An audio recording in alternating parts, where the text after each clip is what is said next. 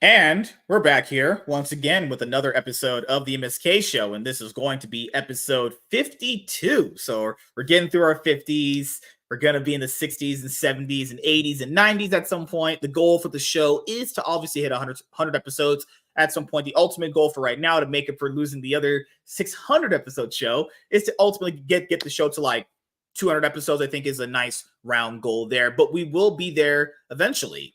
Well, unlike my dad, who's not there, obviously. So as you guys know, we have Halloween tomorrow. If you guys are watching this on the replay, so happy Halloween. It's my favorite holiday of the year. I love when people get dressed up and have candy. What's better or not? Dressing up and having candy, and then having my wife eat my ass constantly. It's great, isn't it, boys? No? I don't know that all of those are required. You could just, pick your favorite one or two. Candy, perhaps dressing up. But I know with you, it's a trifecta. I'm saying, but yeah, happy to be here, man. Yeah, I know that's a lie. You always lying to me. But you could literally eat a Snickers while a girl is tasting your what did you say? asshole. No, I have to side with MSK on this one. He's right. That is tits. That is, yeah. Holy Trinity. Eating your girl eating your ass and you're eating a fun size Snicker. Yeah, that's just good Lord, man. If you fart in that woman's face, if she doesn't straight up punch you, then I don't know if that girl could be with me. Just saying. It's just how it is. It's how possible. But is that what you meant by the title of the episode? Honey, so sweet, your mind won't forget.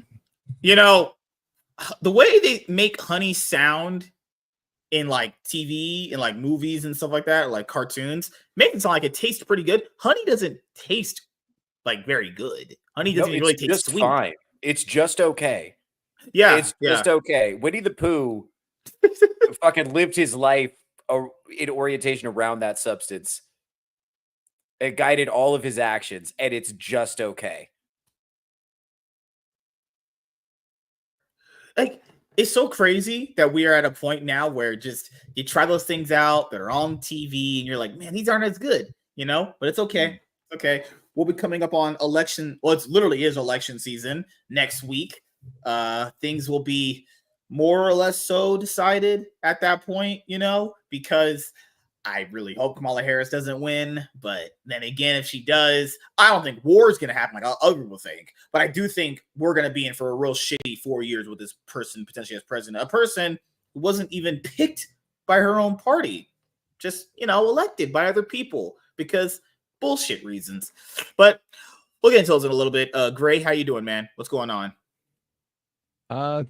Yeah, I was doing better till I got here, but hey, I'm here now. What can I say? Pressure. You messaged me before saying I better bring it to this conversation, and I was looking up honey, and I'm not sure that I did the proper research for this, but yeah, I'm here. How you doing, MSK? It's no longer Tuesday, but it's almost Halloween. You got a costume for tomorrow, sir? No. I'll probably just put on one of my jerseys or whatever, like I usually do. Probably just like, wear my booty shorts and so you're going as a clown then? Well, I'm gonna come out shirtless with my six-pack out, come up with my booty shorts, ass cheeks all jiggling out, my bend over, you can see my camel toe, just the usual thing, for Halloween. So, Theo, what's going on with you, man? Hey, MSK, happy to be here. Lies. I'm doing okay. I was under the impression Tiny was going to be here. I was excited for that. Okay, so instead of coming here for me, I will. Tiny.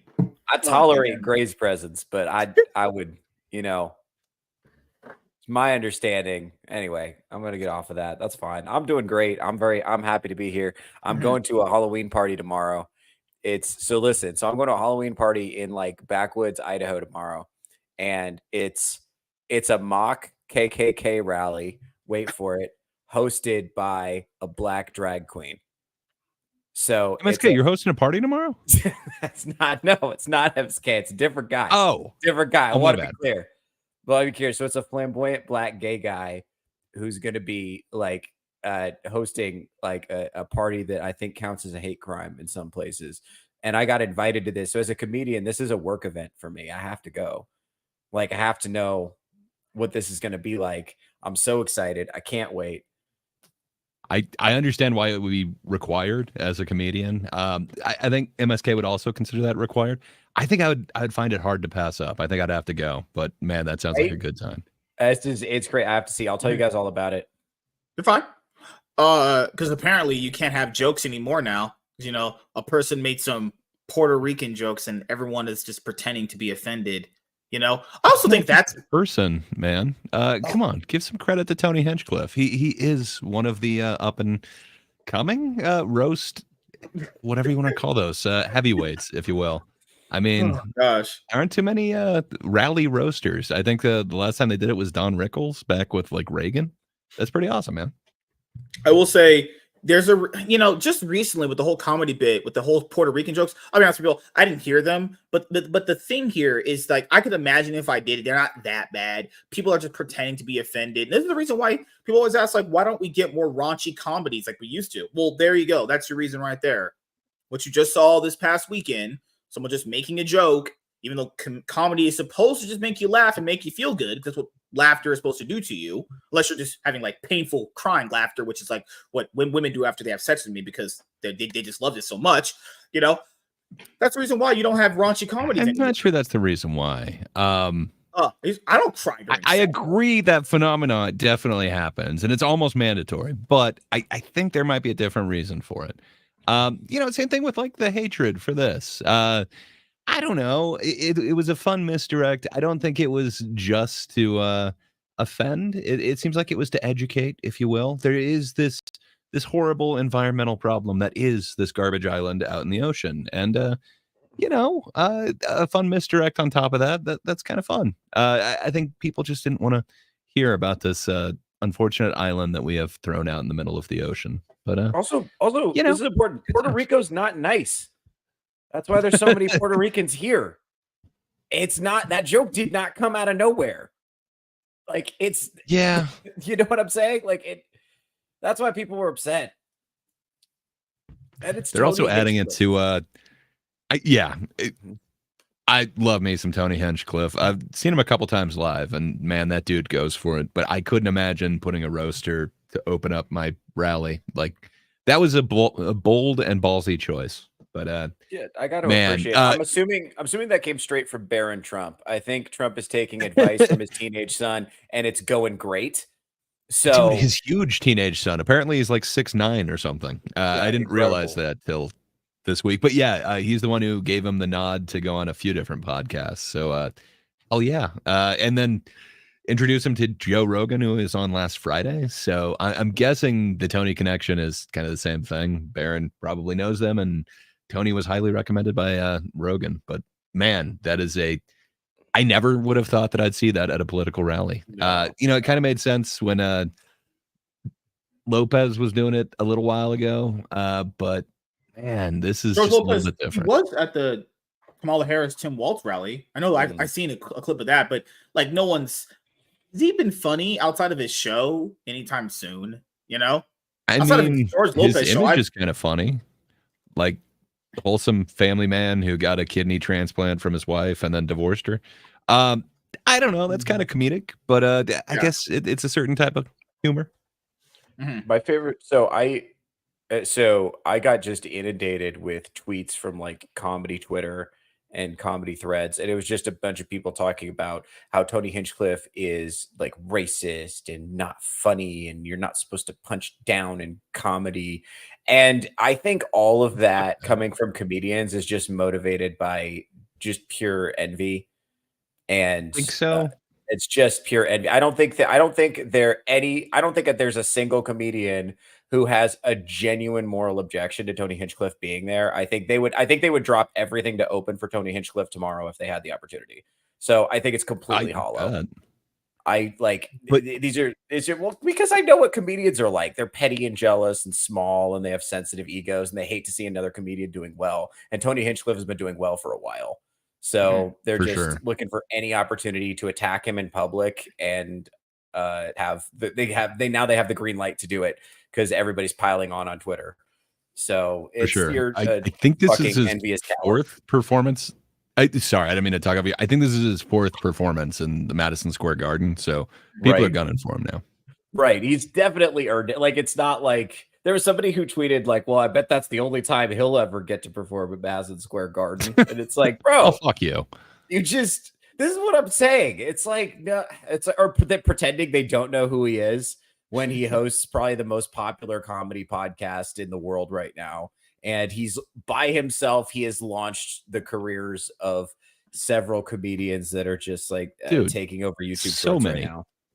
So Well, not only that, but like he's got like so his original two I can't remember if he called them golden ticket winners or regulars.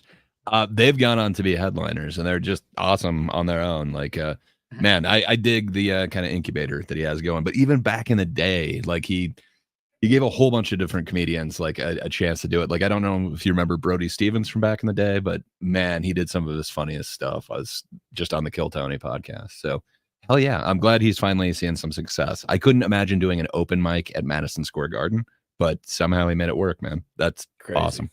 Crazy. Absolutely nuts. But we love to see it. We love to see it. And I love to see the coping and seething. Did you see Tim Waltz and AOC were fucking playing Madden together? Yeah. That's you know crazy. that's not staged. That's totally real. That's just how they pass time, you know. AOC probably has I will say this about liberal women. Some of them do look genuinely pretty good. I don't think they're all ugly, fat, blue-haired weirdos. But the ones that do look good like her, they spout that nonsense, and it's like, I am not touching this lady. This lady's like mentally deranged. She got crazy. No one remembers this after the insurrection. This lady said, I was great. The lady literally was not in the vicinity of the same time she was great. She was literally blocks away. She literally lied about being raped. Nothing she said should matter at any point. And women will vote for her. Put her in a position of power. They'll be like, oh, all girls don't do that. But the girl that's saying that will sure put him in power. Kamala Harris, rumored to be sucking off dudes to get to where she needs. And apparently, I was told women don't have to do that to get in positions of power. Yeah, but you'll vote for one that'll do that. But doesn't that kind of like give you some hope that, you know, like she's doing what you're doing? Maybe you got a shot. I'm not sucking off no one for power. I already got power. I'm already rich and successful. I'm glad you paid your power bill this week. Good Lord, man. It's just fucking hell, dude. Like, I get politics can drive people virtually insane, but like I remember reading this poll on Twitter. I'm not if it was like real or whatever, but I remember just going through it. Remember the one that came out recently, earlier this week, where it was basically Gen Z, the generation that's after ours, they're more than likely to not be friends with someone or cordial with them if they have different politics that they see things on. That's ridiculous. And these are high numbers. These weren't like, you know, some low numbers like more than unlikely. These were like, people, if you think differently from me, we cannot be friends. That's crazy. And we think it's like a joke. We say on the internet, it's kind of like a thing on the internet. But no, people in real life are functioning this way too. You know, Obama's up there saying that bullshit. I don't know how things got so divisive. Yes, you do. You fucking retard. Yes, you do. Shut up.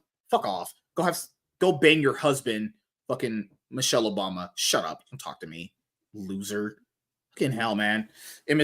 All the media outlets, CNN, MSNBC, CBS, constantly on their news broadcasts. Trump this, Trump that, Trump this. Like, these people are mentally deranged. Their brains are rotted to the fucking core. Throw them away. Outlets are terrible. It's so crazy how they spent the last 8 years being like, this guy's the new Hitler. And then it's like, why are people shooting at him? I don't understand what happened. It's like because you told everybody that he was Hitler. That's why people are shooting at him. That's why. Because you told everybody that if he got in charge again, that people were going to go to camps. And so people are trying to stop that from happening. You know, people with nothing to lose and nothing better to do. That's why that's happening. Yeah. That's what happened. So, because people take what you say seriously, because there was once upon a time, TV news. People did take yeah. Once upon a time, these media outlets were very trusted just because they existed.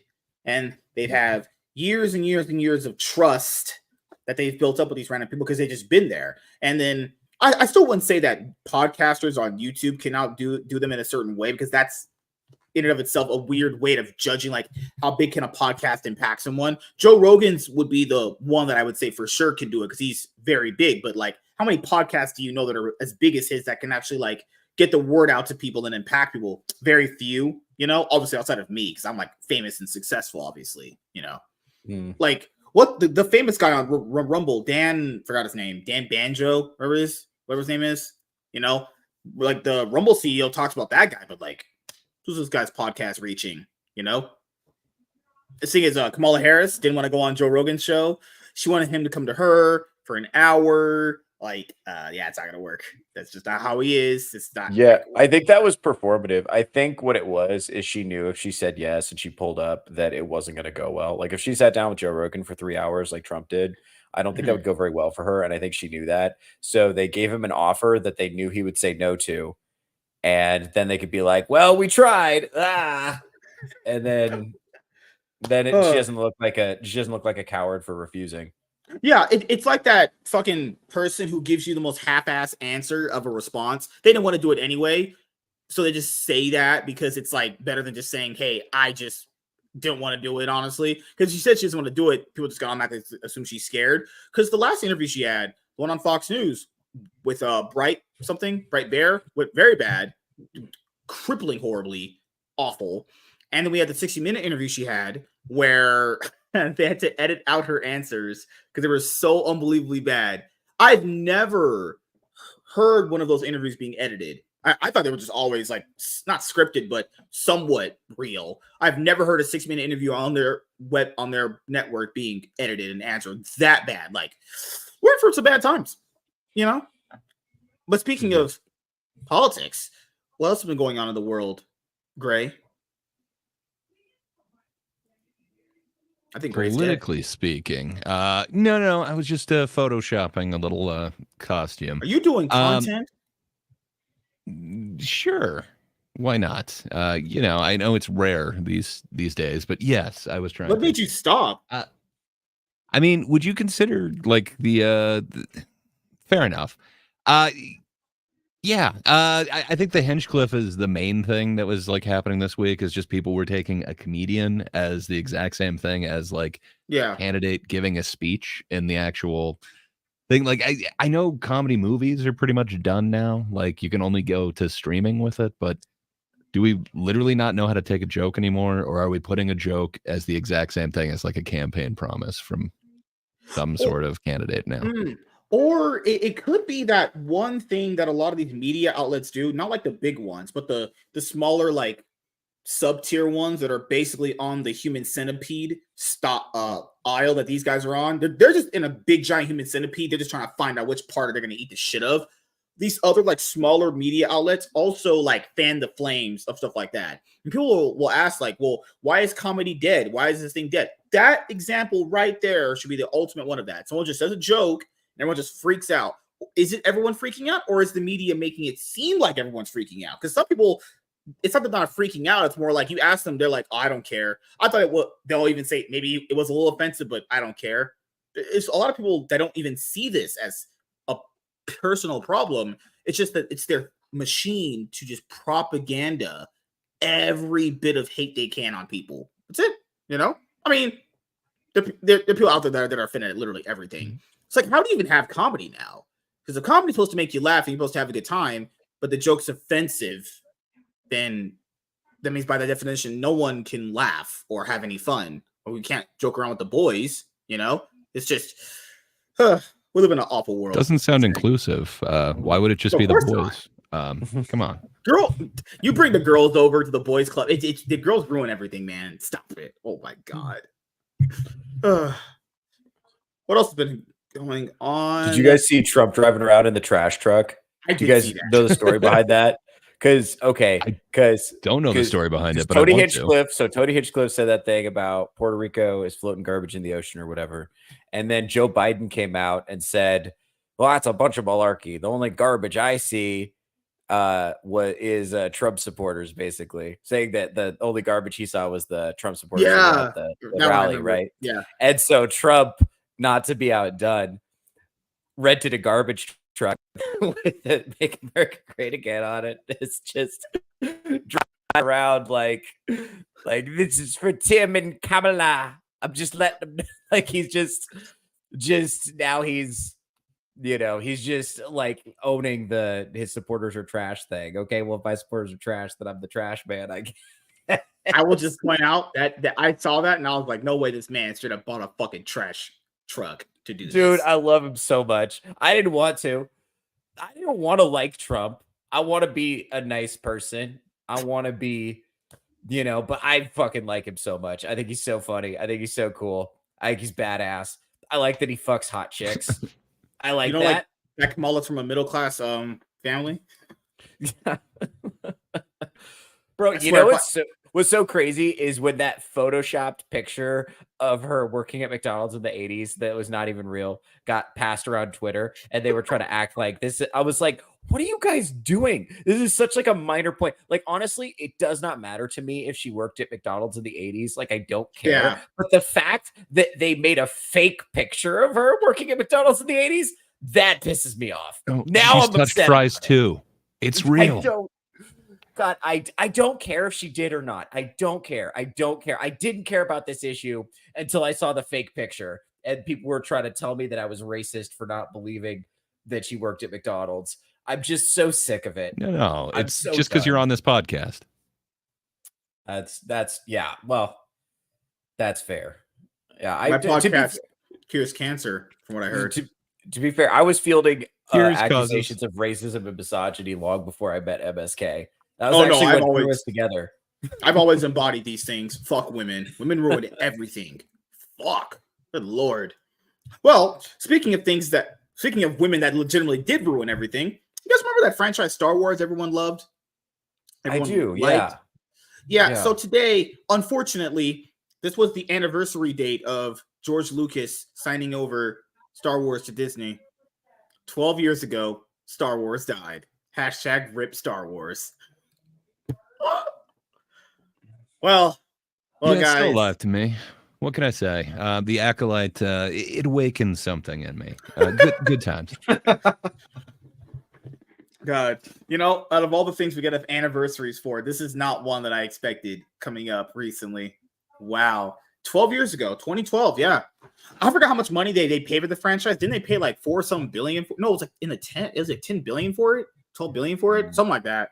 A lot of money for this franchise, and yeah, not looking the best, honestly. At the time, I thought that was a steal. I thought they were going to make that. Honestly, it's so funny. If they made no movies, no new content, and they just released merchandise and re-released like special edition whatevers and like fucking sold t-shirts and action figures and shit, they probably would have been better off. But because they sank so much money into losing projects that lost money and destroyed the credibility of the brand, now it's going to take them a long time to make that money back.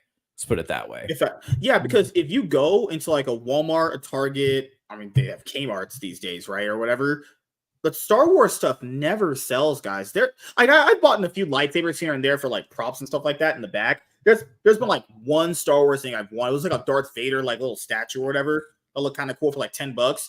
Like the Star Wars stuff just does not sell. Like literally, I want you guys to go to your Walmarts or whatever. Show me that Star Wars section. That shit is stock full. Everything that you saw there back in 2018 is probably still there, collecting dust. Hey man, the porgs were flying off the shelves. I saw those little things everywhere. They got porgs, they got baby Yodas, but those Rose Tico action figures were not selling. They're still there right now. Those same ones you just said are there right now, still not selling. They might be stocked on the Rays as well. It's hard to say, but those Kylo Ren body pillows, though, those are selling. Oh yeah, they're beefy. Oh yeah, I love it. I will say, the baby Yoda, Grogu, the Mandalorian, that was a surprise hit. No one really thought that was going to take off, but it did. That ended up probably having a decent like little spike there for their merchandise. But I remember, like, man, that was big for them, and then Mandalorian for a lot of people fell off for them. Now I imagine Mandalorian's not as a big seller. The only Star Wars movie coming out, because I know recently they announced that the writer they had for it was named Stephen Knight, walked away from the project, probably just read the script and was like, this is trash. I wouldn't even say that.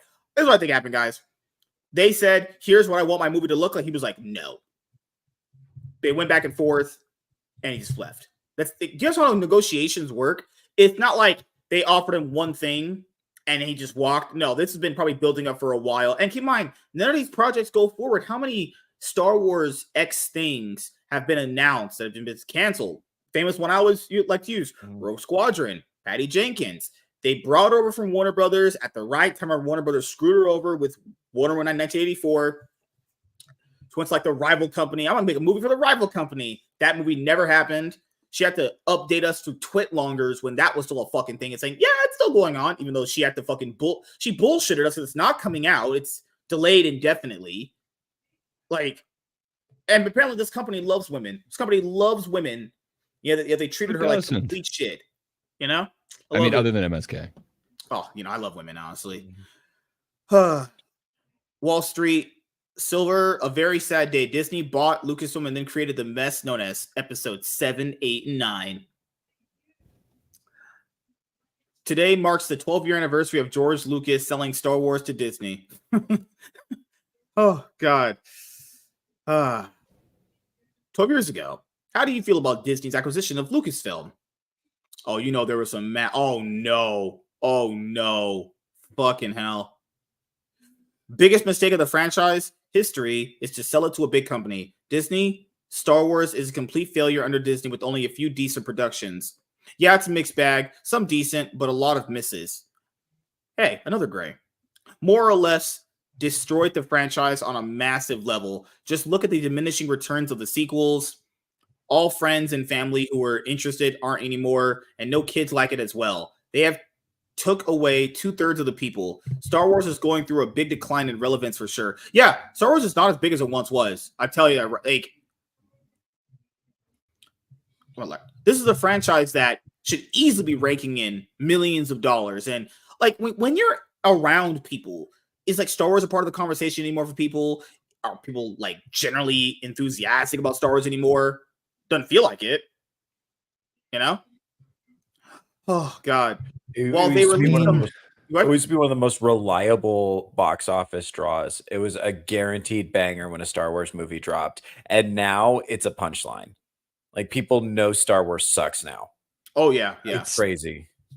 It's not just Star Wars, though. Like, it's the same thing with Marvel. They just had this whole thing of just product. We must have product out at this date. It's not, we have this actual idea for a trilogy. We're going to go ahead and do this artistic thing. It's no product. And apparently that's even how they did the actual movies. Like, they knew JJ was doing the first one and he set up some things. But when they talked to Rian Johnson, like, he wasn't opting to like go in there and actually do the second one. Just Kathleen Kennedy was like, hey, we'd like you to make the second one and do whatever the hell you want with it. And we got something. I happen to enjoy that more than most people, but man, it is a bad idea to have a trilogy written by a whole bunch of different minds and have no like. Why did they trust J.J. Abrams? Here and ends here. Blows my mind. That guy is the king of like. This is J.J. Abrams for a lot of people who don't know. He's the friend you have that's excited about something one day, brags about it, and then either he does it and he completely doesn't finish it off because he just falls out of love with it that fast, or he's someone that likes to talk a big game and then just not do something. Remember, this guy was given $200 million from Warner Brothers for his bad robot production company. And then the irony on that fucking name, just to produce like the Justice League Dark content. Nothing. He is literally the worst. He is the biggest hack I've seen in my entire life. He did Lost. I watched a few scenes of it. Not my thing, but like a lot of people did like it a lot. And he directed Mission Impossible 3, which I think is a great Mission Impossible movie. But I think this guy is just a fucking loser. Hack, scam artist. There's no way somebody get this man $200 million. Produce content for me. I give you nothing. You should be sued out your ass. I don't know. He's a scam artist. He's got his thing, his whole mystery box thing, where the whole idea is to not have an explanation for it. It's just to leave something that keeps you wondering, and then maybe they'll actually answer it this next time. It changed the way that television is done, and a lot of movies are using that same thing. But I don't know. I don't know if I'd call him a hack. Like he definitely has a formula, and that formula is definitely don't explain. This happened with the Jurassic World trilogy for Universal. Remember, they had Colin Trevorrow for the first one. They brought in that other random guy for the second one, brought him back for the third one. It's like both those franchises went through pretty much the exact same thing. it was just in a weird, different direction. I think the Jurassic World movies aren't as talked about because I'll be honest, the last two are just so unbelievably bad. They're just bad and forgettable. They're just straight up shite for the most part. The first one I did have a little bit of like for. The Star Wars ones are just exponentially worse because I guess you could say it's easier to not try to fuck up dinosaurs than it is like an established canon of like, you know, Star Wars, right? Because if you're being honest here, outside of like the first Jurassic Park movie, the rest of them are pretty just like bad for the most part. They're pretty just forgettable and meh. Star Wars didn't have that. Star Wars first trilogy was considered one of the best movie trilogies ever, and they just completely ruined it with the well, I don't think prequels are good either. So I don't think there's been a good Star Wars movie since like what? Maybe debatably Revenge of the Sith. And before that, it's just the original trilogy. And then if I swear to God, if someone says fucking Rogue One, Rogue One's not like terrible, but it's also forgettable as well. But you know, what do I know? I'm a crazy bastard. While they've released some really good stories since then, it's been a constant downward spiral. The franchise hasn't been destroyed or anything. Okay, I guess. At least not yet. What do you mean not yet? It's already. But interest has definitely died out. You're not the biggest fan of Rogue One, but seriously, Andor is an amazing show. It is my favorite Star Wars project since the original trilogy. Even if you don't like Rogue One, Andor it exists in a kind of different space. I just think it's just a little forgettable for the most part. It looks nice. I said don't like Rogue One. I enjoyed it, but man, Andor is way better than Rogue One. But not everything they're doing sucks. Even if the world is against me and they don't understand the acolyte. They don't understand your genius.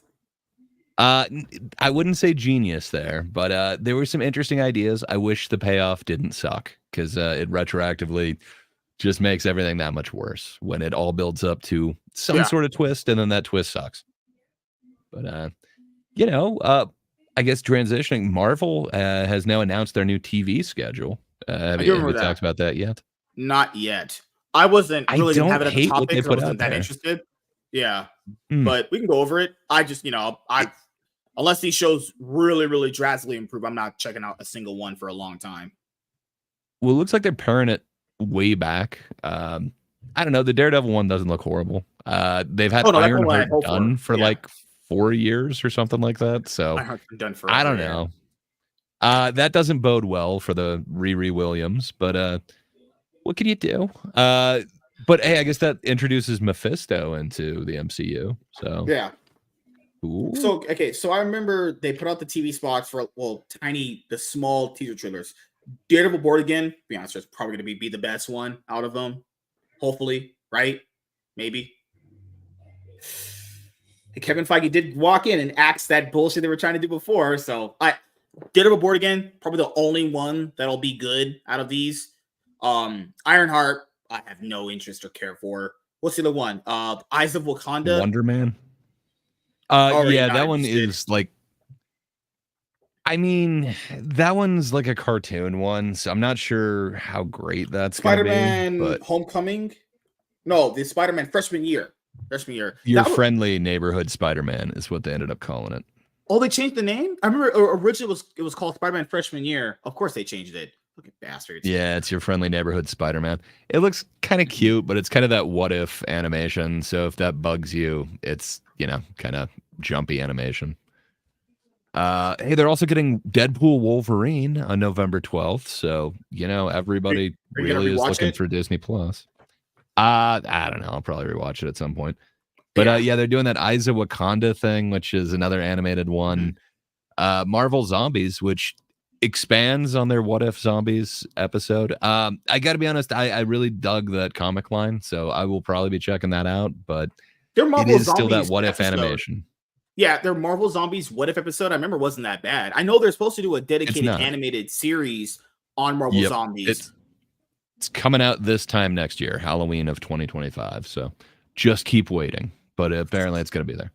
Ooh. And then December 2025, Wonder Man, the original live action series. Woot. Oh my goodness. And I don't know, man. MCU's putting out a lot of weird stuff next year. You got Captain America. I don't know, man. So Deadpool Wolverine, like obviously that's gonna stream well for them. From what I understand, like it is going crazy on like the pirate sites right now. So once they actually release that, hell yeah. Oh, What if shit. I don't know if that'll get much, but your friendly neighborhood Spider-Man, I'm pretty sure that's gonna like just go crazy. I think it's gonna be like X-Men 97 type deal, from what I hear. And then Daredevil Born Again, it actually has some buzz behind it. Ironheart will probably be whatever. Who knows about Eyes of Wakanda? But zombies, I hear a lot of people really wanting that. So I don't know. It looks like maybe 80% of what they're launching seems kind of decent. So that seems like a change. Because what do you say, Theo? I don't know. I'm still skeptical. I'll believe what I see. It. The zombies one does sound good. The I zombies could Fair kind of enough. maybe get you in. Yeah. because that comic line was good. So I might be interested in that. I saw I saw the Ironheart trailer on Twitter right before I came on, and I was like, "Fuck, not this shit." Man. Supposedly it's been done for like 4 years, and they've just been sitting You know on they it because reshot they that used many that times. actress. You know they did. Well, they used that actress in Wakanda Forever or whatever, Yeah. and she was supposed to be established, but nothing has kind of come of that. So I don't know. Does that bode well for the show? I'm pretty sure it's going to suck. I think that's the same deal with Echo, right? Like, wasn't that done for a while before they finally dropped that? That's the problem, dude. At one point, when they dropped these shows, they were nonstop talked about. Now, when they drop one of these shows, we're just like, man, I hope that shit is just over. We're just, I was decently hyped for them. I was like, you know what? They conquered cinema. Let them venture into TV and see what they can do. And it was just absolutely atrocious. God. So granted, Well, I've only seen like 30 seconds of it, but in their whatever trailer that they just had, like announcing all these, they showed a little bit of the Daredevil thing. Like, I don't know, man. It looks all right. I just Daredevil's had the to only one I have hope rewatch. for, yeah. Yeah, I just had to rewatch the Netflix Daredevil ones for a different podcast. Well, I guess I didn't have to. I chose to. Man, I forgot how good some of those fight scenes are. I really hope they go through with some of that choreography here. It sounds like what was originally planned wouldn't have had any of that shit. So I don't know. I'm hoping for the best for it, but I don't know what they ended up with on that. There was also massive rewrites and reshoots on that. So I don't know how excited I am for any of it, but potentially Agatha, it's good. the final 2 episodes of Agatha all along are apparently streaming now. So the Agatha's over. Oh my god. Nice. Hey, I have really dug that show. I can understand why people won't. It's kind of a decent entry where you don't have to see like the other 30 whatever MCU projects. You could kind of just watch that. Why are you well, there's a lot of people that like Catherine Hahn and they like kind of magical witch stuff. I mean, there's a reason why it's been kind of a trope since like what, Macbeth or before that. Yeah. So I don't know. I'm digging it. I can understand why a lot of people wouldn't. There are some woke-ish ideas in there, but man, I'm liking it way more than I expected to. First official peek at Daredevil's new suit in Daredevil Born Again. First, it didn't look horrible. The fuck? Roof? What the hell? Roofman will release on October 3rd, 2025 in theaters. The film follows a robber who lived in a Toys R Us store and broke into more than 60 McDonald's and then emptied the cash register after herding staff into freezers. We're watching this. It's got Kirsten Dunst and Peter Dinklage in it. So sounds like some absolute cinema. Oh yeah. Friendly Neighborhood See, there's your Friendly Neighborhood Spider-Man. So it's that kind of like jumpy animation. I don't know. Oh no, I'll be honest here. All the animation they've used from like the whatever studio they're having doing like What If and this has just been bad. X-Men 997 was the best. I'll have to use a different studio, but that looks good. It's the same studio. I really dug the way that X-Men 97 ended up looking. Yeah, I hated it in the trailers, but I got real used to it. So I don't know. I hope it's good. From what I hear, it's on par with that. So I hope that's the case, and it's not just horrible rumors. Sonic 3, so you guys know, it's the last movie I'm looking forward to this year. Not Venom 3. I'm watching that tomorrow, but I am looking forward to Sonic 3. Hopefully, it's one of the best movies of the year. I do enjoy the other two, despite their small flaws they have. Jeff Fowler says Keanu Reeves didn't just show up and read the script to voice Shadow. He says he really wanted to create a very fan-faithful version of the character. He did research. he very clearly had gone and done his homework. I never understood with some things like this. Why not ever just get the original voice actors that have just voiced the character? I'm pretty sure they would love to do it, honestly. You know what's crazy is for big screen animated releases, they would absolutely be better if they hired professional voice actors to do it instead of big deal celebrities. But big deal celebrities don't put get to asses in seats. Yeah, I was gonna say you don't get to put Keanu Reeves on the the next Sonic movie if It's you're using like- that voice actor. It's because I was this I guy was you've never gonna heard see of. it, right? I was never going to see it, but then like Keanu Reeves' Shadow, immediately I'm like, ooh, that's interesting. Meanwhile, if you put like an actual somebody who's got like 1,000 anime credits and you gave him Shadow the Hedgehog, he'd probably tear it up. It'd be amazing. Oh, for sure. Yeah. You know? I'm pretty sure I forgot the original. I forgot the original guy's voice actor for Shadow and Sonic Adventure 2. If you ask the people to do that, they'll do it. Why would they not? It's triple the more money, triple the exposure. People are already familiar with that voice actor anyway from the games. I get why they do the Hollywood actor route because it's just gonna put more butts in seats. The same thing with Come on, man. You got to say Idris Elba versus John Wick. Like that's gonna be amazing. Idris Elba is black. Yeah, but he's Knuckles. Oh, yeah. He might make an appearance. Dodgers win their first World Series in a very, very long time. I don't watch baseball enough to be hyped for that, but I'm glad the Dodgers won, obviously. This year the Lakers are going to win. Probably not. They started out good, but it looks like it's kind of slipped through the cracks a little bit. But like it happened with the Super Mario Brothers movie. People are like, why are you casting Chris Pratt? Why not just cast the guy that voice acted for Mario in the games? I would say this. If you tell the Mario voice actor, I forgot his name, you can voice Mario in this animated Mario movie. He would love to do it. But people said, oh, he couldn't probably do the whole like lines of dialogue. Why would he not be? He's been voicing Mario forever. What do you mean he can't do it? It's the guy that Pretty sure his answer would be Wahoo. I mean, oh my God. Or Mamma Mia. Oh Lord. I don't know, man. I like some weird casting. Like I get it. It's a weird take on Super Mario Brothers, but come on, Bob Hoskins is Mario. That was awesome.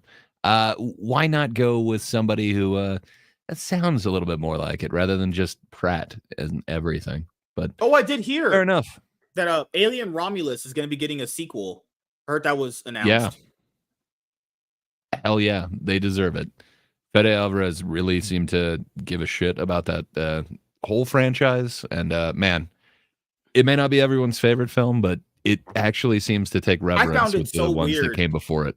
I understood the flaws it had, but I don't think it did anything super like people make it sound like that movie did some Last Jedi shit. Like, no, that movie didn't need Last Jedi shit. It just the creative stuff was there, right? If you don't like, yes, so all the creative stuff was there, but it seemed like it was paying tribute to every part of the Alien franchise, and there's a lot of people that really don't like 2 or 3 of the Alien franchise movies, and if that's the case, you're not going to like the tribute to it. But yeah, I dug it, but I can understand why people don't. I think the flaws of the movie, as I pointed out when we did an open spoiler for it, really knock it down, but it doesn't knock it down in a way where it makes it a bad movie. I think that's what's sad too. When you do get a good movie like that, people still have to just be like, it's just not good enough. And it's like, well, if that's not good enough, then I guess something else will ever be good enough for you in general. But what do I know? I'm just a good looking, hot, riz, sexy daddy for a lot of the ladies. No? Untrue. But still. First look at Eyes of Wakanda, 4-part animated anthology series. Oh, great. Oh, fucking great.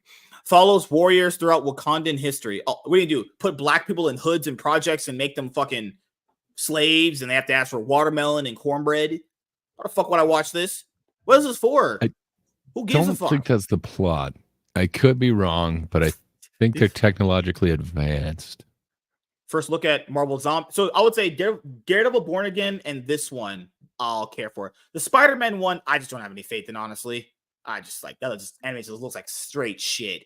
First look at Marvel Zombies, 4-episode TVMA event series. Includes Shang-Chi, Elena, Kate Bishop, Red Guardian, and Miss Marvel, October 2025. Awesome. I'm looking forward to it, man. First look at Moose and Dirt Born Again. All these trailers. First look at Martin Luther King and Muhammad Ali in the Lego Pharrell. What the fuck?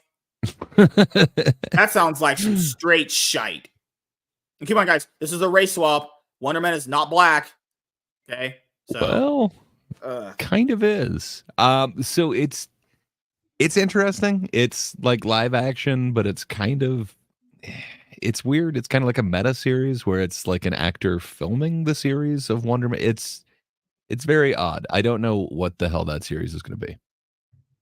I don't know, man. People they're just throwing shit at the wall these days.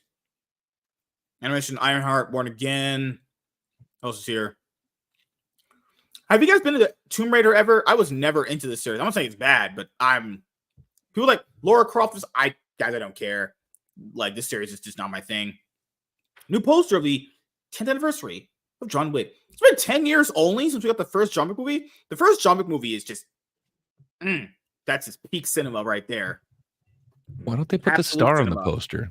The puppy needs to be up there. True. Oh God! And apparently they weren't ready to kill the dog on the set. They were like, "No, that people are going to get angry if you kill the dog," but they ended up going through it anyway, which is good. The Art of Deadpool and Wolverine book is now on sale. It comes packaged in a slipcase that includes 5 exclusive lithographs. What the fuck? You're not familiar with the lithograph, sir? I am. Okay, that just looks. You could get comic books to look better than this. All right. But are Any they guys? lithographs? Actually, that's most of the news so far. I never seen these. Apparently the Wayans brothers are gonna come back for a Scary Movie 6. Really? Yeah. They got all sorts of jacked around with the Scary Movie series. Like, they were all over the first one and the second one, and then they just kind of got that whole name like sold out from under them, and they had nothing to do with any of them. So that's after the first couple. So I'm I kind think of interested. Movie 6 in 2024. How is that going to happen? Well, that's what I was wondering. Yeah, like, are they dead. doing it like straight to streaming? So I happened to look the other day and just try and figure out how many like comedies actually came out this year or are coming out. There was like 3 of them that were released theatrically. One of them's the Magical Society of American Negroes or whatever. Me, my family. There was like 2 other ones. I'm blanking. Everything else has been to streaming. Do you know what they're doing with this one? Are they trying to go theatrical, or are they just going to go not rated? It's going to be in theaters. Yeah. Ooh. That does not bode well. Yeah. Okay. I mean, if somebody can revive it, maybe it's going to be the Wayans brothers. Who knows? There's like 1 million of them. Yeah, I guess I don't know. I guess, yeah, especially like now that film studios have this idea that if they're going to make a movie, it has to either be a sequel, there has to be an established intellectual property, or it has to be a reboot of a television show that everybody's already familiar with. They can't, because movies are so expensive now that they can't afford to take a risk, and so comedy is kind of a non-starter because there's going to be at least one joke in every movie that upsets Twitter. It's just the way it is. So, and with those type of movies where it's like, what are they launching, like 50 jokes a minute or something, like the spoof movies? Yeah. I don't know. Like, I don't think you could do an Airplane or Kentucky Fried Movie or anything like that nowadays. I love Kentucky now Fried. It's like the inspiration. Of course you do. Amazon Women on the Moon is great too. But I don't know. Like, I just can't see how you could do a spoof movie today where everybody is just so sensitive. Most of that movie is offense. Like, that's kind of what that spoof comedy is. Yeah, I don't know. I do get the sense, like, at least at the street level, that people are tired of it and they want to laugh again. Like, Retard is coming back. Retard is gone. Like, MSK is making a comeback. Like, we're getting that word back, baby. Like, we're bringing it back. I'm telling you, I'm fighting this battle in the streets, and people do want to laugh again. Like, I think I don't know if people are really offended or if they just they don't want to say anything because they're worried that someone else might be offended. Like, everybody's afraid that somebody else is a snitch. We have this like snitch culture now. I was at a show yesterday, and a comedian did a joke where the joke is, it's not a great joke, but the joke is basically, I can't believe he's not going to vote for Kamala Harris because she's too young to be president at 59 years old. She's basically a baby, and he needs a president who's geriatric and is going to wear diapers. Basically, that was the joke. But the setup is like, I can't believe anybody's voting for Kamala Harris, and then he kind of pauses and lets the tension sit. And before he could even finish, there was a woman who was just some drunk chick was just like, boo, fuck you, get out of here. And then he finished the joke, and she was like, oh, I thought he was serious for a second. Now, yeah, at a comedy club again. That is a person who just does not know what comedy is. They just don't understand how stand-up comedy works. They just don't get it. And that's not fixable. You can't fix that. Right? You can't. I think there's going to be a lot of those out there in the world now. Like, when's the last time that we had a good comedy in theaters? And it sucks because comedy and horror are the ones that are the most different when you see them at home. But man, in a packed theater, it is so great to see either of those. Like, there's just the reaction is amazing. I love that comedy clubs didn't go away. Like, you can still get that there, but man, there's nothing like a good comedy in the theater. Like, I understand it's not the greatest comedy or whatever, but one of the biggest ones that was released this year is Unfrosted, Jerry Seinfeld's stupid Pop-Tart movie on Netflix. Sure. It seems like it's a really bad time to release that because it's a parody of a movie from the 80s. So we're talking what, like 40 years ago now or something. On top of that, all the references are much more dated than the 80s. Like they're all these mascots, but it kind of is a parody movie. And I happen to think if people saw that with an actual audience who got the jokes, that would have gone over so much differently than sitting in your house and it's just a bunch of random references that don't necessarily mean anything today's youth. Yeah, well, the thing here, man, like when comedy movies came out back then, we wouldn't even have to meet these like barriers of entries that people would probably say like, well, this has to go right for this has to go right. People just knew what comedies movies were. Like, it's supposed to just make you laugh. If the movie literally doesn't make you laugh, then it failed you. That's what a comedy movie is. Like, if a horror movie doesn't scare you or give you a reason to fucking like freak out or some shit, then it failed you by that logic. But now we have this point where what Theo just brought up, why would a lady that went to a fucking comedy club think that guy was serious? Are we just catering to like the literal lowest common denominator of people at this point? It's catering to just like actual idiots. Like, you can't offend anybody, but it's like, well, why can't I? I'm just joking. I'm not like actually going to do what I'm doing because I'm just, well, that's the punch. That's the punchline. I'm joking, right? So if you can't even make people laugh, make people happy, that's the reason why you guys don't see as many comedy movies in theaters anymore. They just go. Let me ask you guys something. Okay. Okay. So run with me on this. Okay. Because Gray just brought up a good point, right?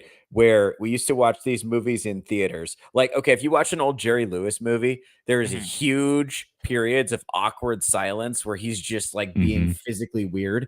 And it's presumed that during that time, this would be playing in a theater and the audience was laughing the whole time. That was just a laugh break for them to just like, right. So it's assumed when you're watching these movies, people are all laughing together and it's kind of a communal experience. Now people are watching the movies on the phone by themselves. So how much of this, I'm not offended, but I think everyone else might be offended. And I can go on Twitter and tweet about how I'm offended.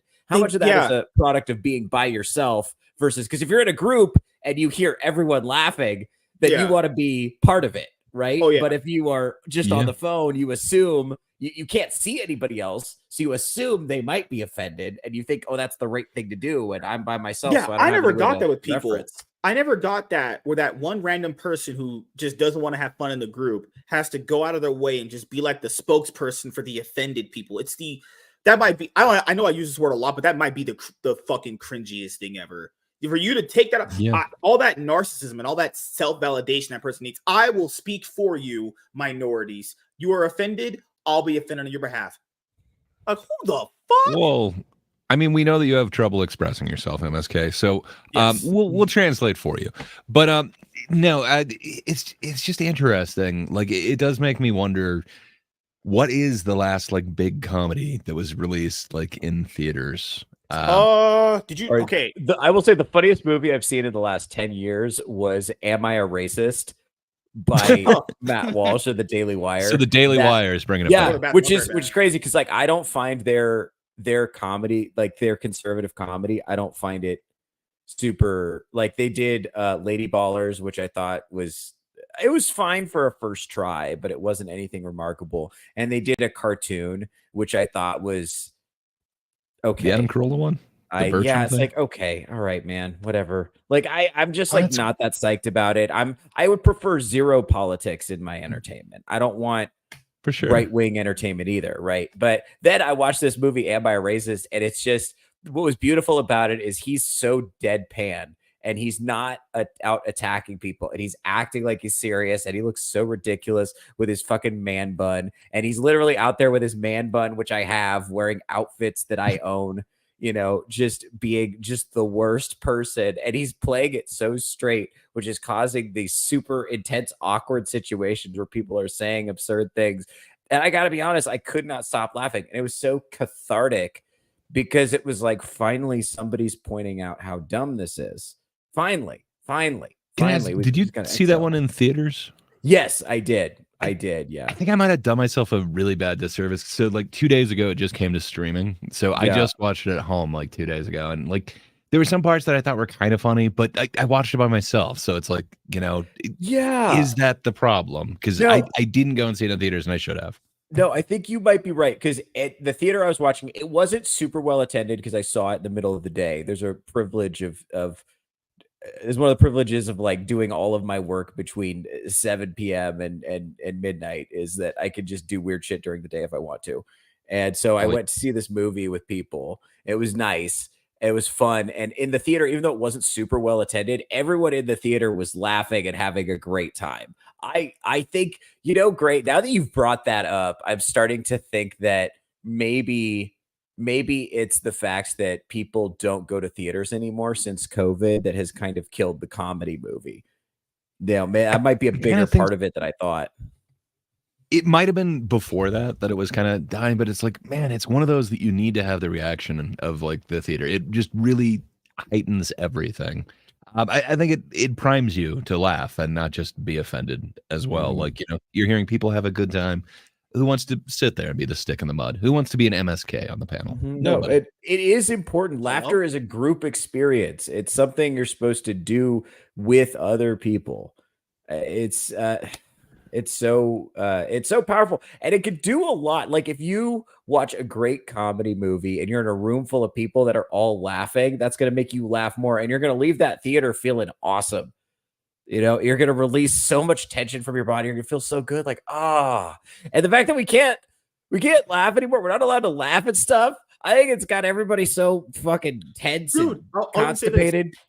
Laughter even eases the worst of situations. You know how someone's going through the absolute worst thing ever, and then like one of the friends will like chuckle a joke at him, be like, "Hey, it can't get any worse, right?" And then they just start laughing because like laughter is just a easy coping mechanism for a lot of people to maybe like ease pain too. The fact that comedy has to be subjected to all of this is just nonsense, honestly.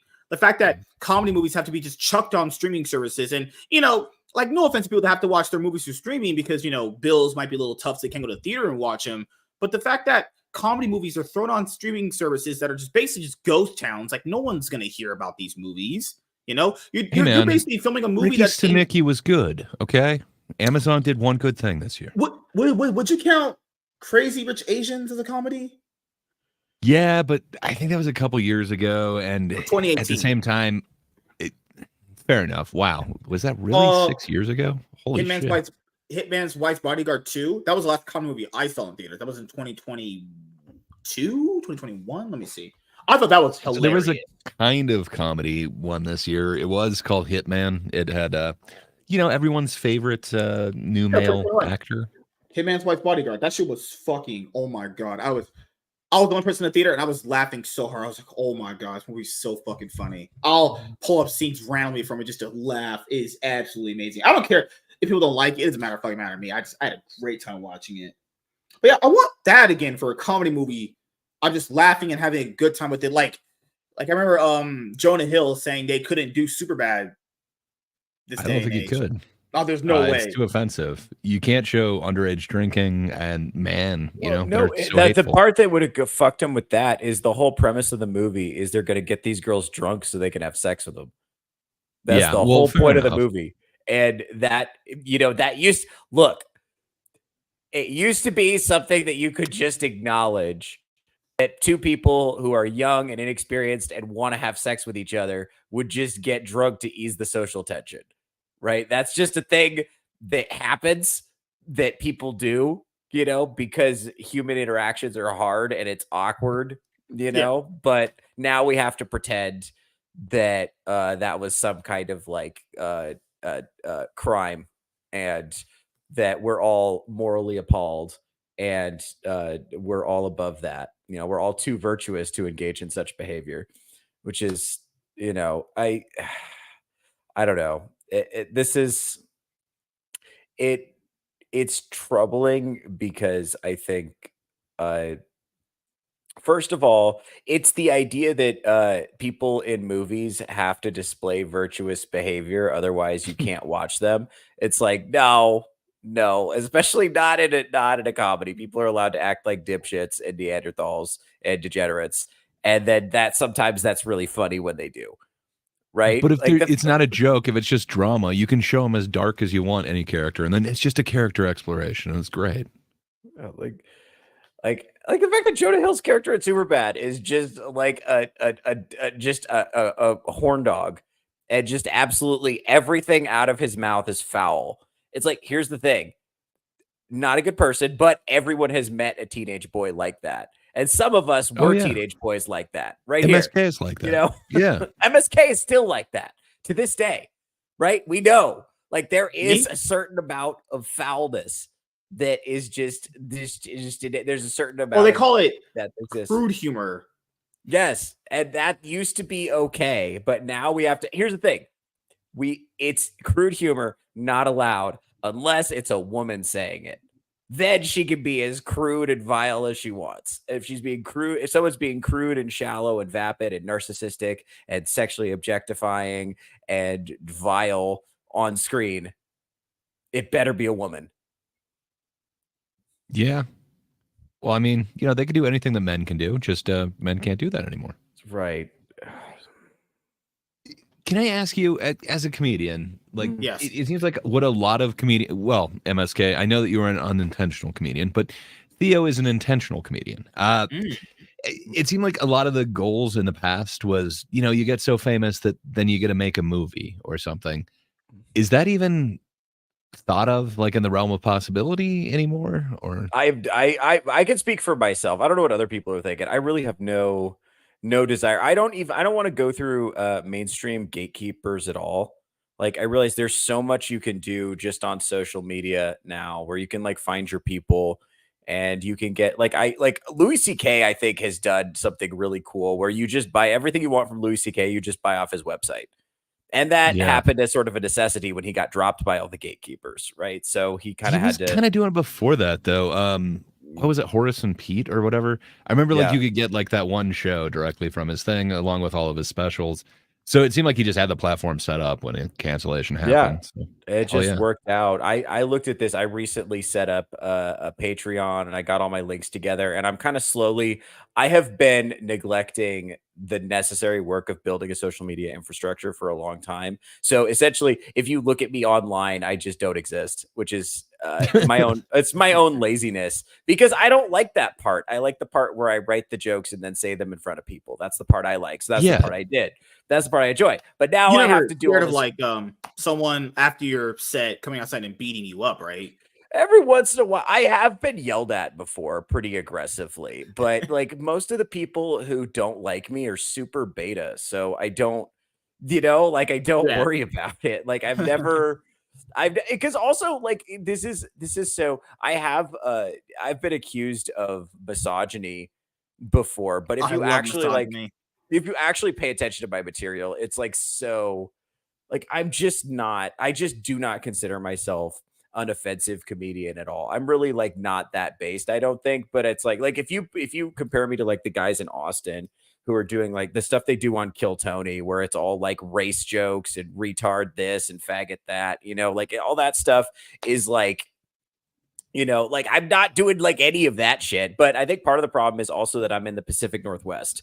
So it's the culture here is you run into a lot of, they thems and like witches and like Mother Earth hippie feminists and stuff. So those people just don't jokes. Or the jokes, they like the kind of jokes where the punchline is like white men and Native American genocide and acknowledging that we're on stolen indigenous land. Like that's the kind of, they like things that they can clap and say, yes, yes. That's what they like. But I don't do that. So I encounter friction. But that's how I can also tell you, like, most people, that's what I'm saying. Most people want to laugh. Most people like jokes, but they're kind of checking over their shoulder. People are scared.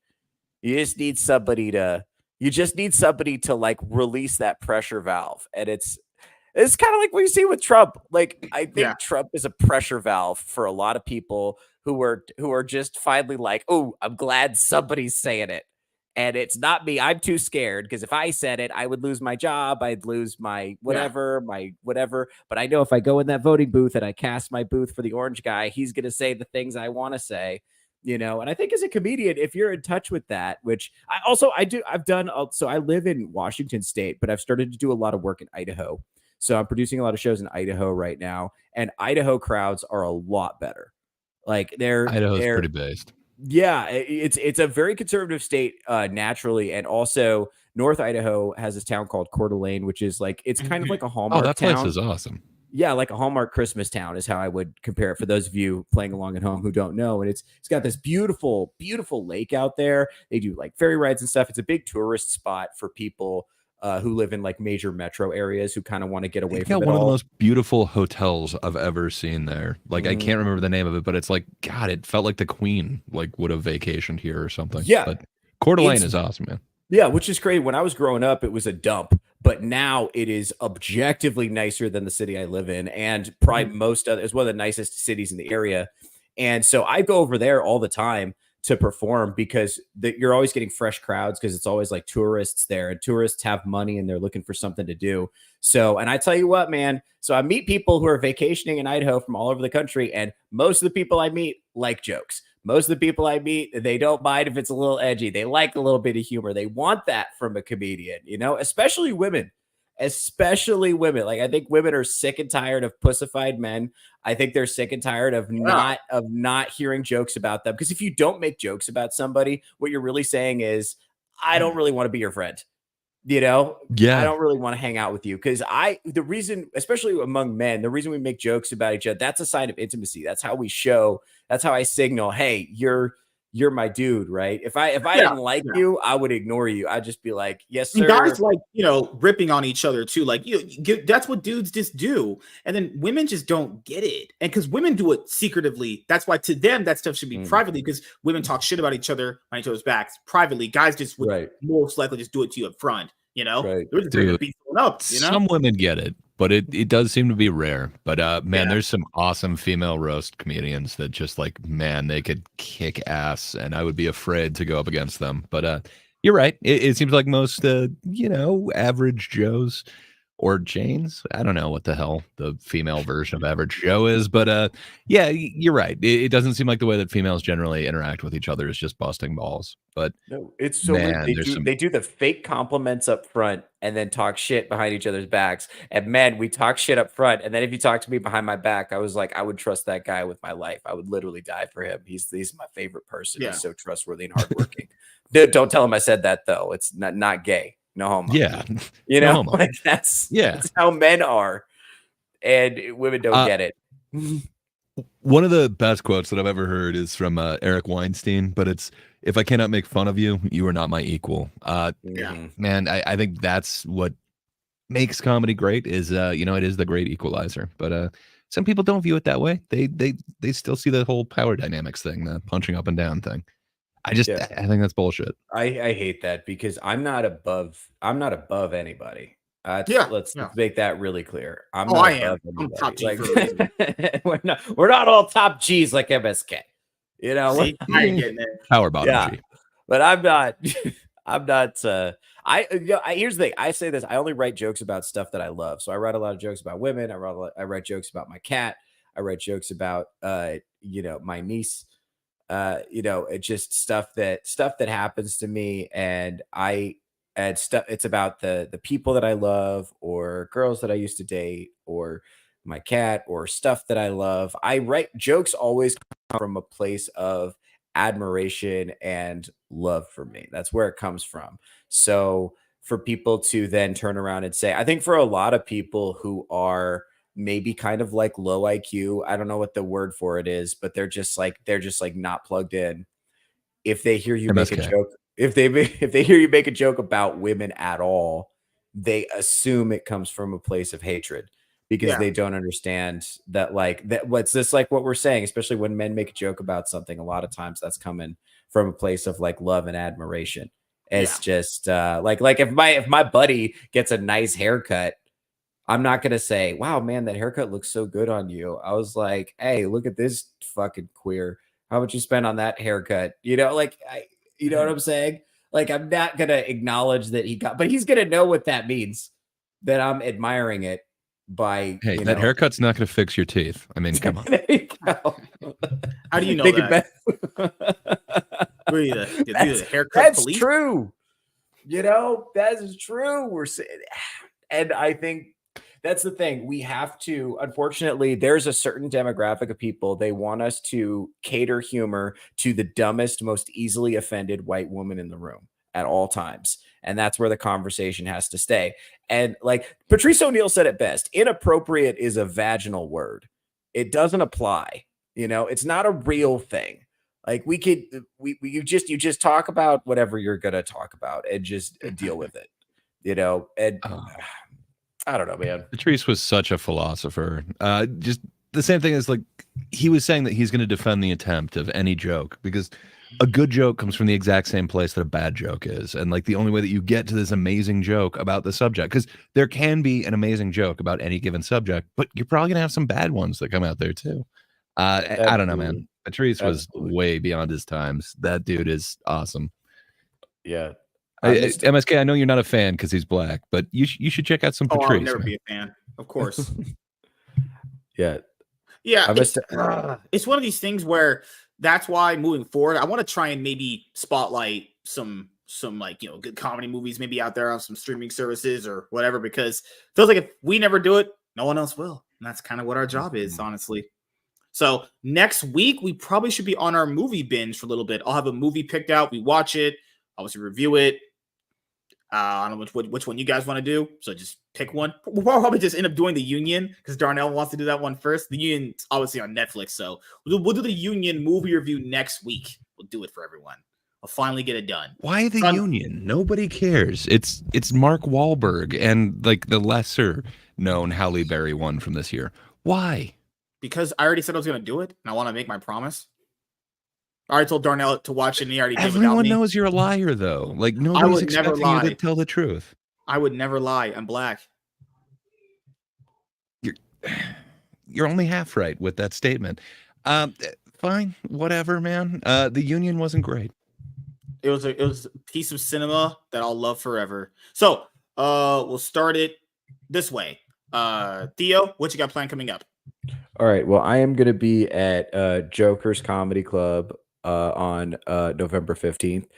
And that's in Richland, Washington. And then I am going to be at Crickets in Coeur d'Alene, Idaho on December 19th.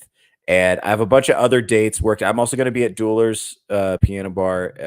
I'm going to be headlining over there. That's in Coeur d'Alene, Idaho also. That's going to be sometime in December, but we haven't settled on a date yet. And I'm trying to get some more stuff worked out for November. Oh, and I'm going to be on Ironside's stream on November 1st. So that's another thing I'm doing. Yeah. So good stuff. I'm doing some things. I'm also trying to build my own social media presence. So please follow me on YouTube so I can do more shit. Follow me on Instagram at Theo Snodgrass. Follow me on Twitter at Theo Snod. That's it. Mm-hmm. All right, Gray, what you got planned coming up? Yeah. So my dead channel should be a little bit less dead in November. Get a bunch of videos planned and have a schedule. So hopefully that means that there'll be like 2 a week. But we'll see. Other than that, got stuff going on every day. If you guys aren't too busy tomorrow and you want to check out something in the morning, there's The Thinkers on That Darn Kidda's channel. So that's YouTube at That Darn Kidda. people from like 3 different continents to get together, disagree about everything. But tomorrow, because it's the spooky day, we're all telling ghost stories and stuff. So yeah, if you want to hear ghost stories from around the world, apparently my sugar glider is just barking into the mic. Fine. Yeah, good times. But come by, get scared, enjoy your Halloween there. There might be costumes, who knows? But yeah, Thursdays, the Thinkers. That's about all I got going on. What's going on with you, man, MSK? What's happening? Well, for me, myself, I'm currently almost done uploading the Cloud9 podcast to Rumble, almost done with season 9. Then I'll work on towards getting off season 10 because I got to get the stuff put off my own computer. There's a whole bunch of great content stuff to release to everybody. I have a collaboration with someone coming up in video format tomorrow around 12 my time. We're going to be talking about a movie that just recently came out. So that's going to be a nice little collab right there for a lot of people. Consistent content. I put out the community tab post. So yeah, guys, sorry the content wasn't coming out as consistent. I put it out. It was done. The YouTube right now, I don't know if they fixed it yet. When you schedule a video to come out, it didn't come out on time. So I'm going to try and make sure I get all the news done before the end of the year, starting from this week on. When something big happens or it's any previous news that's still kind of relevant for me to talk about, doing a video on it, getting my thoughts on it, and then moving on. I have this big notepad of news I have stuff to do. Gonna knock them down, like what? About 2-3 a day to get it all done. Before the new year, it'll all be done, building up that consistency factor. So consistent content, about 2 videos a day. That's my goal. 2 videos a day, or at least 1 video a day. And what else is there? Oh, after uploading the Cloud9 podcast on Rumble, I'm gonna start putting out more episodes of the podcast, the remainder ones on the podcast platform. So if you guys can't watch the show live, you can also just listen in on the podcast platform. I know I haven't been uploading that many episodes recently, but there's been a reason for that. But it's not a bad one. I can easily fix it in like a day or less than an hour, honestly. I like to do one thing at a time to make sure it gets done. So yeah, that's pretty much it. I got to go through other news and see what else has come out, honestly. Any spoilers on your recent movie collab that you're doing tomorrow? Oh no, I want it to be a secret hot special one. Okay, so it's one of those movies. Yeah, I wish. Apparently Quentin Tarantino said some bullshit. Don't these people always say some bullshit? Yeah, but most of the tweets that are talking about it are only saying one part of it, where essentially he was fucking with the audience, but they're leaving out all the praise that he gave to Todd Phillips and what he did. So of course. It's a little bit of clickbait. A little bit? Yeah, I would say so. He said the words that they are saying, but that's only part of what he said. He also is very much praising Joker Faliadier. Okay, so you're saying he had an interview with an outlet, but the interview part that's the juiciest part got clipped out of context, and that's what people For are... sure. As it always does. It's what sells. Just all the headlines are coming off like he hates it and it's a big fuck you to the audience. And I didn't read the article that way. It comes off as like, I love it. It's amazing. It's a big fuck you to the audience. So yeah, good times. Okay, so let me go through. Because I think I had that. I had that up here earlier. I'll just bookmark it because I'll probably just do a video on it. I don't know if it's out of context. I would just assume because that's always a thing that happens, but I don't know. Let me the most context that I'm seeing is that like he hates it and he's saying that it's an FU to the audience. But if you read like just before that, he's like, it's amazing. I absolutely love it. And it's an FU to the audience. So it's just kind of, there's a little bit more to it. He appears to like it, but still sees it as an FU. Yeah. Okay, Concord, I think the interpretation's wrong, but it's taken me like a month to make a stupid video about it. So yeah, maybe one day. Okay, hold on. Give me a sec. I'm just bookmarking all this stuff for like Saturday's videos. Okay, I found it. Okay. Oh, because this came via World of Real. Probably it's a big long form interview. Oh my god. Jeez. I don't want to read through all this stuff. Reading is hard. Yeah, I know. It's your mortal enemy, reading. Hold on. How do you spell his name? Quentin? Quin. Yep, I knew it. I'm a genius. Autofill. What would you do with that? Is there any other? You know what? I will write this down as a potential news video to do. Wait, It's not that much news, and it's not that out of the thing. It just seems to be like, I like it. It's an FU. So. No. Did you see that Tatiana Maslany clip that went around? Was that? Please tell me that was real, because that looked like, holy shit, this lady's retarded. What is? You said words. I believe Tatiana Maslany. Yeah, where I she have had no idea what that is. Problem on Deadpool and Wolverine. Yeah, I heard her scenes got cut out. She had scenes as that. She-Hulk and Deadpool and Wolverine. They tested really badly with the audience, so they got rid of them. Of course, that's what I heard happened. Yeah, no one likes her version of She-Hulk, which is crazy because of how much people like She-Hulk from the comics. Yeah. It's crazy how much people don't like that show. That's the She-Hulk actress's name? Yeah. I did not even know that, and I've watched that entire show. She does not look like a Tatiana Maslany. That's not what I pictured when I heard Tatiana Maslany. I was like, okay, that's a fast car, and it's pink, I'm guessing. Yeah, that sounds like she'd do a movie with Mia Khalifa. It does. She does have a exotic sounding name. Yeah. Yeah, and people do kind of like with Quentin Tarantino. Everyone just says every movie of his is a masterpiece. It's like there's no way someone has a film career where everything's a masterpiece. Everything's except a masterpiece. For Death Proof. Except well, Death Proof 9 out of 10. But I shouldn't say it sucked, but Death Proof to me is not on the same level as some of his other ones. But man, he had some bangers for quite a while. He doesn't work a lot, and he writes and directs all his own stuff. He only works with people he likes, and he doesn't make like there's some people who just make shitloads of movies. They'll just direct whatever you put in front of him. But he doesn't. He's made I think 9 or 10 movies, something like that, and he's been pretty selective over the course of his career. So, I mean, you can kind of keep your quality up if you're super selective and you write everything yourself and you're very careful about who you work with. I enjoy his movies for sure. Yeah, I'm a huge fan. Django, the one that Django Unchained is still a banger. So to this day. Oh, fantastic. Dude, it is. That is. Yeah. And even Hateful Eight, which started out as a Django sequel, and then they realized, like, well, but you like Django, you know what side he morally is on. So they changed it to Samuel L. Jackson. But man, even that one I dig, and that's probably like his slowest one, if you will. But there's some good shit going on in that one. Hell yeah. So just want to say thank you guys for checking out this episode of the MSK show. As you guys know, the panel shows are Mondays, Wednesdays, Saturdays, and currently right now we're having the show with me and Professor Savage Dad on Tuesday right now while he gets adjusted to his new job. So we should be back on Sundays for that show after this week coming up. But if not, we'll just keep it on Tuesdays for a little bit until he adjusts back, and we'll just put it back on Sunday. So I'll have one-on-ones throughout the week.